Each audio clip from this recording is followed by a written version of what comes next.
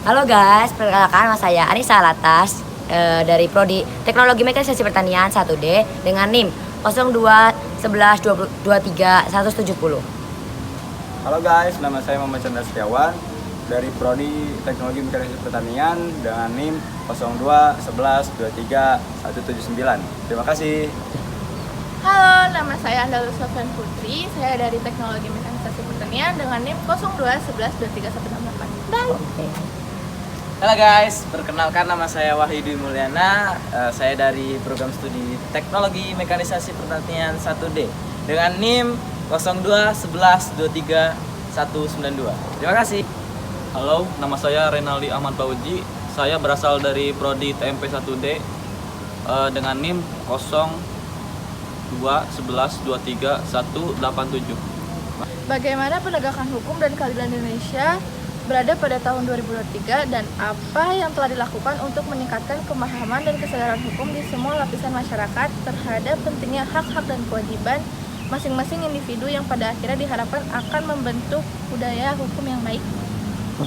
Jadi, pada tahun 2023, penegakan hukum dan keadilan di Indonesia mengalami beberapa perubahan dan upaya untuk meningkatkan kesadaran hukum dan pemahaman kepada pentingnya hak-hak dan kewajiban masing-masing individu. Dan upaya-upaya tersebut dilakukan seperti kampanye pendidikan hukum, pelatihan dan program sosialisasi yang ditujukan kepada masyarakat dari berbagai lapisan untuk meningkatkan pemahaman terhadap hak dan kewajiban individu.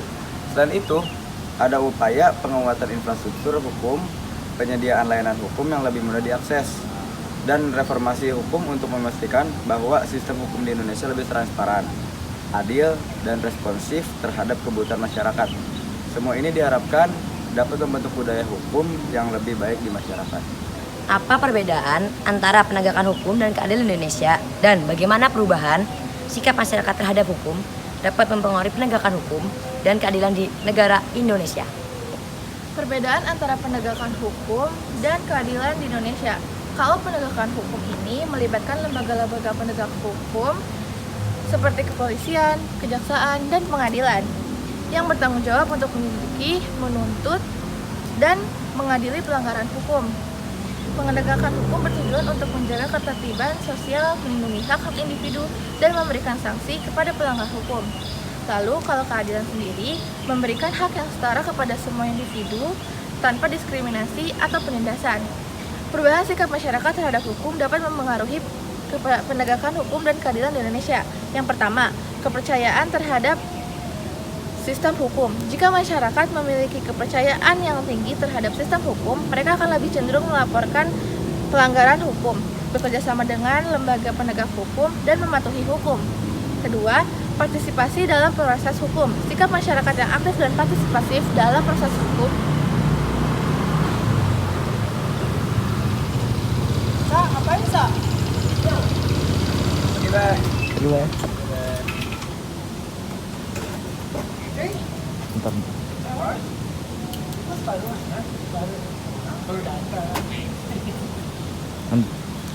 Seperti menjadi saksi atau memberikan bukti dapat membantu memperkuat penegakan hukum. Jika masyarakat merasa bahwa putusan pengadilan adil dan berdasarkan hukum, mereka akan lebih menerima dan menghormati keputusan tersebut. Namun, jika ada keraguan tentang integritas atau keadilan sistem peradilan, hal ini dapat mengurangi kepercayaan masyarakat terhadap penegakan hukum. Oleh karena itu, perubahan sikap masyarakat terhadap hukum dapat memiliki dampak signifikan terhadap penegakan hukum dan keadilan Indonesia. Masyarakat yang memiliki kepercayaan, partisipasi aktif, dan pemahaman yang baik tentang hukum akan membantu memperkuat sistem peradilan dan mencapai keadilan yang lebih baik. Bagaimana kekuasaan kehakiman di Indonesia menyelenggarakan peradilan guna menegakkan hukum dan keadilan berdasarkan Pancasila, dan apa tanggapan masyarakat Indonesia terhadap sistem hukum di Indonesia? Jadi, kekuasaan kehakiman Indonesia diselenggarakan oleh Mahkamah Agung dan Badan Peradilan di bawahnya, serta Mahkamah Konstitusi.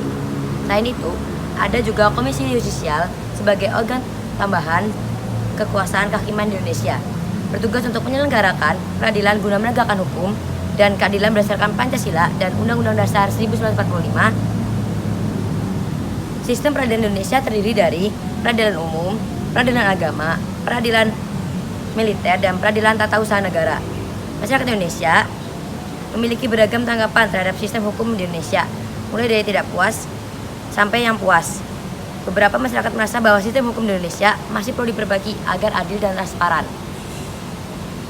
Apa tantangan yang harus dihadapi oleh penegak hukum dan keadilan di Indonesia, dan bagaimana perubahan dalam pendekatan pemerintahan dalam menghadapi tantangan tersebut? Tantangan dalam penegakan hukum dan keadilan di Indonesia. Yang pertama ada korupsi.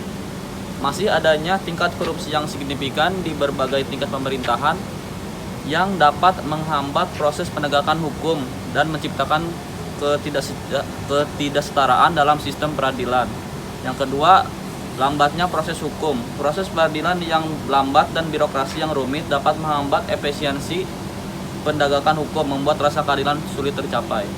Yang ketiga, ketidaksetaraan akses keadilan. Akses terhadap sistem peradilan yang tidak merata, terutama bagi masyarakat yang kurang mampu secara finansial, dapat menciptakan ketidaksetaraan dalam perlakuan hukum. Yang keempat, ada keamanan dan terorisme.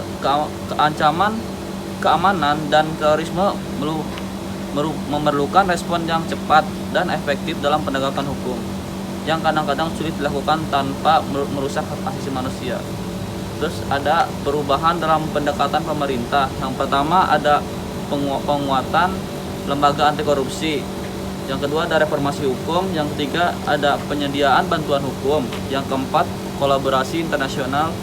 Dan yang kelima pendidikan hukum dan pelatihan.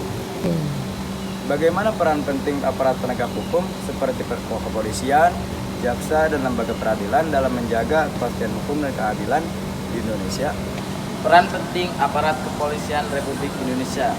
Yang pertama yaitu kepolisian memiliki kewenangan melakukan penangkapan, penahanan, penggeledahan, serta penyitaan. Yang kedua, aparat kepolisian memiliki kewenangan melarang setiap orang untuk meninggalkan atau memasuki tempat kejadian perkara atau TKP untuk kepentingan penyelidikan. Yang ketiga,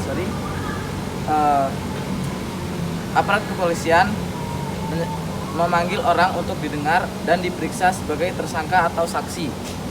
Yang kedua, Kejaksaan Republik Indonesia dibagi menjadi 3 bidang, yaitu yang pertama bidang pidana, memiliki kewenangan melakukan penuntutan, melaksanakan penetapan hakim dan putusan pengadilan yang telah memiliki kuasaan hukum tetap.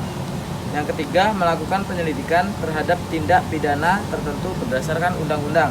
Yang keempat, melengkapi berkas perkara tertentu serta melakukan penyiksaan tambahan sebelum akhirnya dilimpahkan ke pengadilan. Yang kedua, bidang perdata dan tata usaha.